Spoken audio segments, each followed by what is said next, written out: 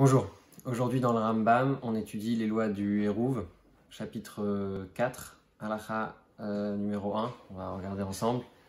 Le Rambam nous dit que des gens qui habitent dans un même, on va dire une sorte de copropriété, et qui ont l'habitude de manger toujours à la même table, eh bien, même si chacun a sa propre maison, le fait d'avoir une table commune, ça veut dire le fait que les gens mangent ensemble dans la même table, ça sert de Hérouv, parce que ça fait en sorte que tous habitent dans le même endroit.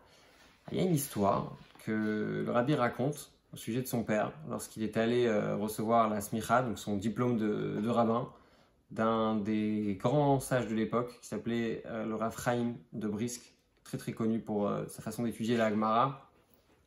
et de manière générale quelqu'un de très brillant, très connu. Et quand il est allé le voir, pour se faire interroger, donc il y a eu pile à ce moment-là quelqu'un qui est venu poser la question à ce Rav, à savoir est-ce qu'il pouvait pendant Soukot comment faire un Hérouv, parce qu'ils avaient plusieurs personnes qui habitaient dans le même endroit, et puis il y avait une souka et ils voulaient transporter des choses depuis leur maison jusqu'à la souka. Et voyant qu'il avait une personne qui se faisait interroger, le Rav de Brisk a demandé au père du Rabbi Levi Yitzhak, de répondre à la question. Et Rabbi Levi Yitzhak a tout de suite répondu en disant que le fait qu'il y ait une souka, ça servait en soi d'être un Hérouv. Et donc il n'y avait pas besoin de rajouter un Hérouv. Alors bien sûr, c'est important de rappeler pour ceux qui ne sauraient pas, un Hérouv, c'est ce qui permet de transporter les choses pendant Shabbat, alors que de manière générale, on ne transporte pas de choses dans la rue, du domaine privé au domaine public pendant Shabbat. Un Hérouv, c'est à ça que ça sert. Alors, pas tout le monde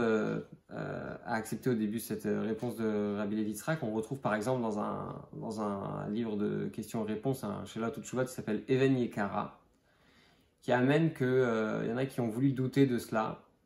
parce que si par exemple quelqu'un qui mange à l'intérieur de la souka ne veut pas partager son repas, eh bien on perd le côté commun qui est dans la souka. Et lui-même, la personne qui a soumis cette question, il a expliqué qu'en réalité, il a regretté sa question, il a dit en réalité non, parce que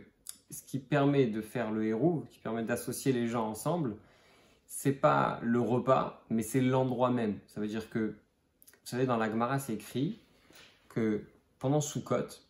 un homme, il fait de sa souka sa maison essentielle. Par exemple, le fait qu'on amène les plus beaux plats, on amène les plus beaux ustensiles, on amène les plus belles choses dans la souka, on passe son temps non seulement à manger, mais aussi à étudier. Il y en a même qui disent que si une personne a l'habitude de fumer, il faut qu'elle fume dans la souka. C'est-à-dire qu'on fait de la souka vraiment l'endroit essentiel où on habite. Donc, ce qui fait que c'est pas forcément la nourriture qui crée cette appartenance à la souka, mais c'est la souka elle-même de manière générale. Et donc, le fait que Rabbi Levi Yitzhak ait donné cette permission de pouvoir se servir de la souka en tant que Hérouv, c'est pas spécialement lié avec la nourriture, mais c'est lié avec l'idée de la souka en elle-même.